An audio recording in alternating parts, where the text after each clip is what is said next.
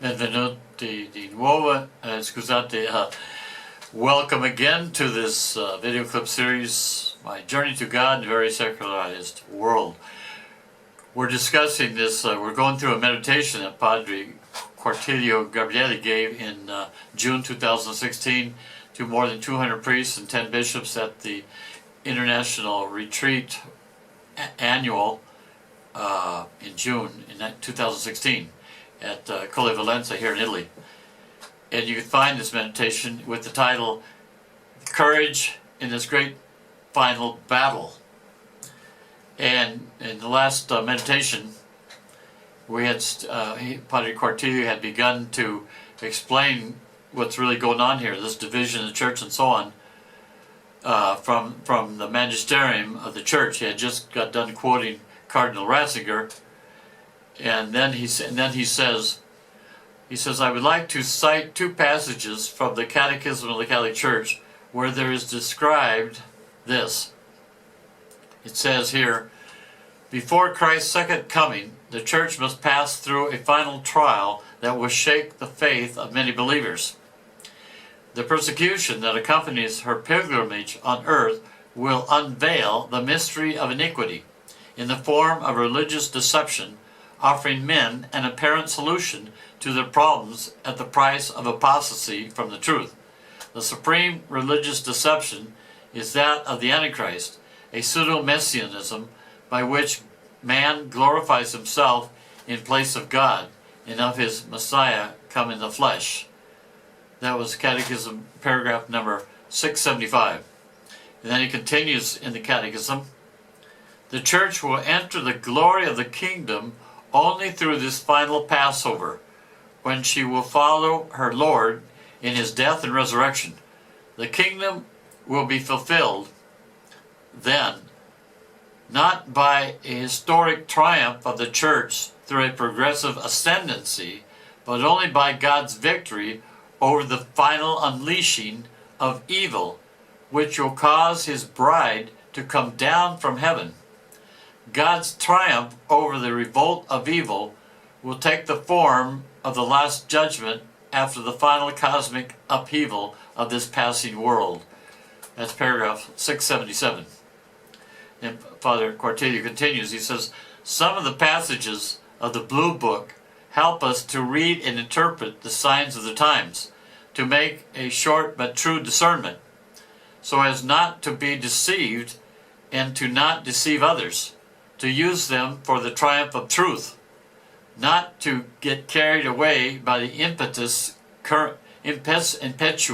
current of what's new and relativism that takes us away from the true faith. It plunges us into a dense darkness of apostasy, and above all, puts in danger the eternal salvation of many souls. He then reads another message of Our Lady. This is the message. When this Pope will have completed the task which Jesus has entrusted to him, and I will come down from heaven to receive his sacrifice, all of you will be cloaked in a dense darkness of apostasy, which will then become general. There will remain faithful only that little remnant which in these years, by accepting my mother invitation, has left itself be unfolded in the secure refuge of my Immaculate Heart. And it will be this little faithful remnant prepared and formed by me that will have the task of receiving Christ, who will return to you in glory, bringing about in this way the beginning of the new era which awaits you. This was a message May 13th, 1991. So we're talking about when Pope John Paul II was the Pope. And he continues, Our Lady speaks of Pope John Paul II, that she obtained for us from the Most Holy Trinity as a great triumph of her Immaculate Heart. And then he begins to read another message of Our Lady.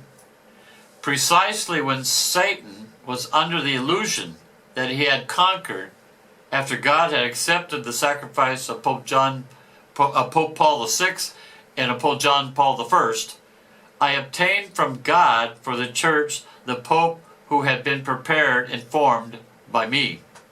In the person and the work of the Holy Father, John Paul II, I am reflecting my great light, which will become stronger the more the darkness envelopes everything. You are entering the conclusive period of the purification, and the time might not be measured by you, because it is now ordered according to a design of love that you are called to see soon in all of its splendor. This was a message January 1st, 1979. And then Cortelius says, although nothing official has been revealed, it is said that at the beginning of the conclave of 18 October 1978, there was opposition to allowing Cardinal Ortiz to enter the conclave because a freak accident prevented him from arriving in time for the conclave. So then he quotes a message from Our Lady. Do you see how many of your brothers priests betray this truth in the attempt to adapt it to the mentality of the world, impelled by a false illusion of being better understood, listened to by more people, and more easily followed? No illusion is more dangerous than this. Always announce the gospel that you live with fidelity and clarity. Your speech must be yes, yes, no, no. Everything else comes from the evil one. This was a message of February 2, 1976. And then he quotes another message of Our Lady. Satan is maneuvering more and more openly in my church.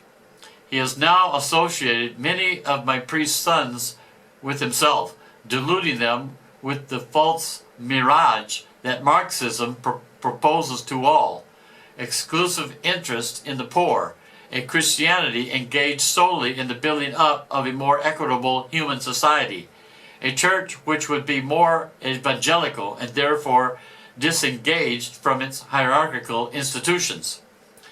The real division within my church, this real apostasy on the part of so many of my priest sons, will become accentuated and thus develop into a violent and open rebellion. This is a message December 31st, 1975. Then he continues with another message of Our Lady. With my motherly voice, I am leading you all to understand the signs of the great tribulation. From the Gospels, from the letters of the Apostles, and from the book of the Apocalypse, sure signs have been clearly described for you to make you understand what the period of the Great Tribulation is. All these signs are in the act of being realized in this time of yours. She continues, first of all, a great apostasy is spreading in every part of the church through the lack of faith which is flooding even among its very pastors. And then another point, then in your time, overturnings of the order of nature are multiplying, such as earthquakes, droughts, floods, and disasters, which cause the unforeseen death of thousands of persons, followed by epidemics and incurable diseases, which are spreading everywhere. And another point, moreover, your days are marked by continual rumors of war, which are multiplying and are reaping each day innumerable victims. Conflicts and dissensions within countries are increasing. Revolts and struggles between various peoples are propagating. Bloody wars are continuing to extend themselves, notwithstanding all the efforts which are being made to attain peace. And another point, finally, in your time, there are occurring great signs in the sun, on the moon, and in the stars. The miracle of the sun, which took place at Fatima, was a sign which I gave you to warn you that the times of these extraordinary phenomena which are taking place in the heavens have now arrived. And how many times during my past apparitions have you yourselves been able to contemplate the great prodigies that are taking place in the sky? Because the Most Holy Trinity has entrusted to the Immaculate Heart of your Heavenly Mother the task of preparing the Church and all humanity to live with confidence the hour of the Great Tribulation, which prepares you for the glorious return of Christ. I'll end this video clip here. May God bless you, and Mary guide you.